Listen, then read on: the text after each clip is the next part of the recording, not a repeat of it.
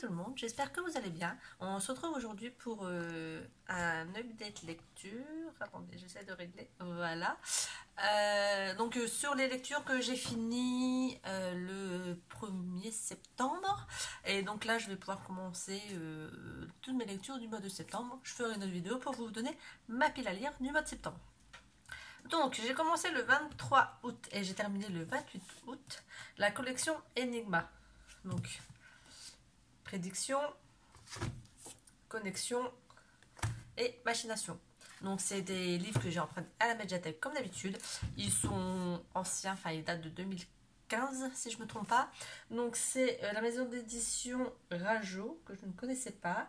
C'est considéré comme un thriller, mais un thriller pour ados en fait. C'est accessible vraiment pour les adolescents. Il n'y a rien de fou dedans, il n'y a rien de trop méchant, de trop gore, etc. On va suivre deux jumeaux, donc Vera et Théo, donc pendant ces trois livres, qui donc sont des ados normaux, qui vivent avec leur papa parce que leur maman est décédée le jour de leur naissance, donc en leur donnant la vie.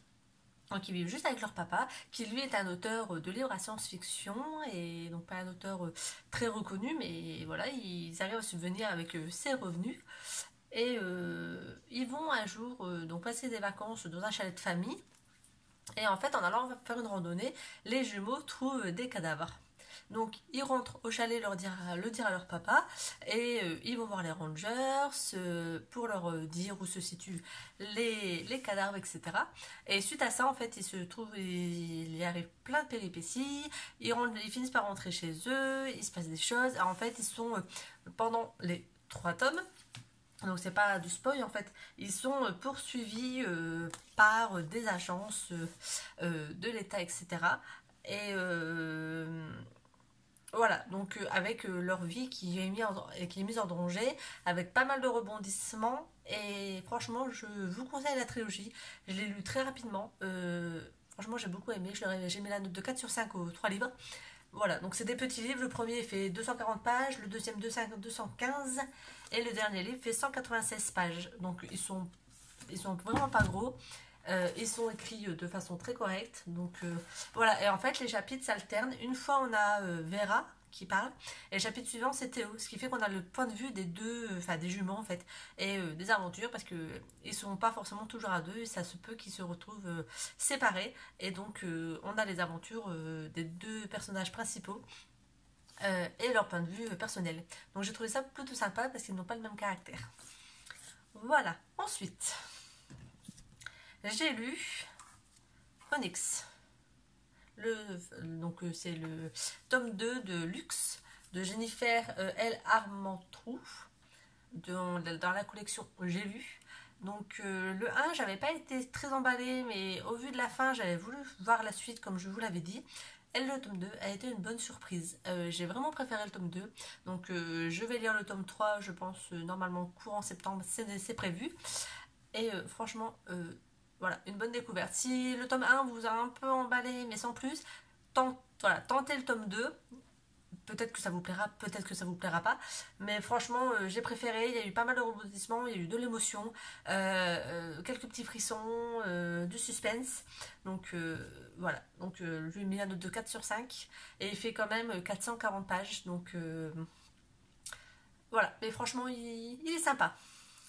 Et le dernier livre que j'ai lu, donc celui qui m'a pris le plus de temps, on va dire, c'est... Attendez qu'il se mette en route. Au bonheur de Dame de Émile Zola. Parce que c'est toujours dans mon challenge littéraire de cette année. Donc lire 100 livres, il y avait lire un livre de Émile Zola. Alors comment vous dire que Émile Zola c'est pas pour moi. Il m'a fallu du temps pour le lire, ça a été longué tout le long de la lecture, j'ai trouvé vraiment ça long. Après ça se comprend dans le sens où c'est un livre qui décrit l'ouverture donc du magasin Le Bonheur de Dame qui se trouve à Paris. C'était la première grande surface qui existait à l'époque et qui écrasait toutes les petites boutiques du quartier en fait, où tous les commerçants indépendants se sont fait écraser par cette grande surface qui a ouvert et qui s'est développée d'année en année, voilà.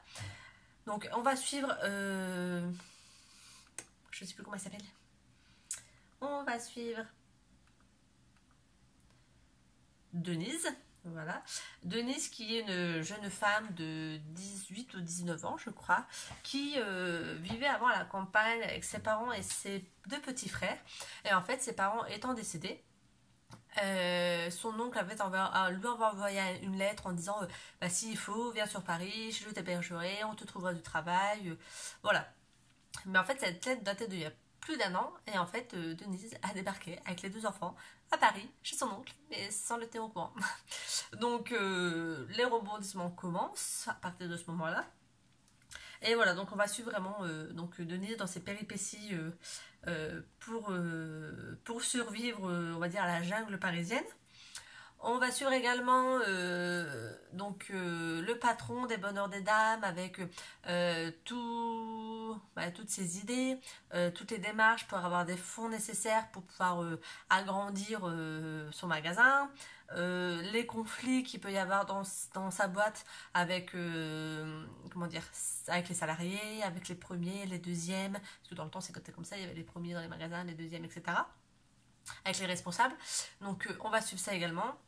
Donc, le livre en lui-même était intéressant, voilà, dans le sens où on voit vraiment le développement, mais j'ai trouvé des scènes vraiment très très longuées. J'ai eu du mal, il y avait vraiment beaucoup de descriptions, mais comme dit précédemment, c'est normal parce que c'était le premier grand magasin. Nous, maintenant, ça nous paraît tellement banal d'avoir des grandes surfaces que voilà, mais les descriptions sont vraiment très détaillées. Mais à côté de ça, bah, franchement, la fin, je l'ai trouvée bâclée. Voilà, donc tout le long du livre, on a été tenu en haleine, etc. Puis la fin, en gros, en 2 phrases, la fin est terminée. Et là, je me suis dit, ok, et sinon, c'est vraiment ça la fin? J'étais vérifiée sur internet si à la fin c'était vraiment ça. Parce que je me suis dit, peut-être que mon e-book il est pas complet, ou. Parce qu'en fait, le Emisola, on arrive à les trouver gratuitement maintenant sur les sites comme Cultura, etc. Il y a certains grands magasins qui font les e-books gratuits de Emisola. Donc j'ai réussi à l'avoir gratuitement. Mais bah, le problème, c'est que je me suis dit, c'est pas possible, il est pas complet le livre, il me manque des parties. Sauf que non, il ne manque pas de parties. J'ai été vérifiée, la fin c'est bien ça. Donc je me suis dit, ok, donc j'ai été déçue par la fin. Je m'attendais à mieux, limite un chapitre de plus aurait pas été de trop. Mais bon, voilà, c'est le but du jeu. Donc si vous voulez tenter une nouvelle aventure, bah, au Bonheur des Dames si vous l'avez pas déjà lu. Si vous l'avez déjà lu, bah, j'aimerais bien avoir votre avis sur ce que vous en avez pensé. Et voilà, je m'arrête sur cette vidéo. Aujourd'hui, c'est la rentrée des classes, donc mes enfants sont rentrés à l'école, c'est pour ça que je peux tourner une petite vidéo. Je vais certainement en enchaîner plusieurs, donc avec ma pile de lecture et certainement mon nouveau bullet journal. Et ensuite, demain, normalement, je finis ma vidéo de Killing et elle devrait être en ligne au plus tard vendredi, j'espère. Voilà, sur ce, je vous souhaite une agréable journée et je vous dis à très bientôt pour une autre vidéo. Bye bye!